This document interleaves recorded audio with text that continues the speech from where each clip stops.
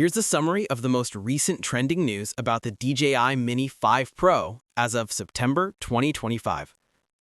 Key news and highlights. 1. Official release and specs announced.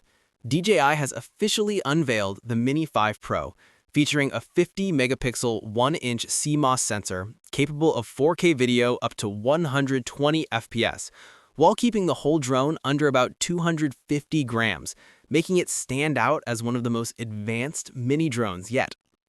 2. Advanced features and performance upgrades. Some of the notable features include true vertical shooting enabled by a 225-degree roll rotatable gimbal, Nightscape omnidirectional obstacle sensing, including forward LiDAR and vision sensors for safer flight in low light or tricky conditions, flight time of about 36 minutes in standard mode with longer battery options available.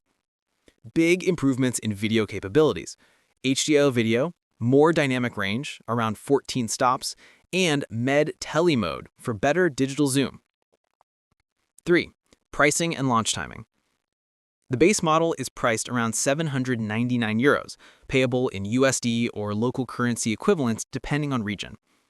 A Fly More combo, which includes extra batteries, filters, etc., is more expensive.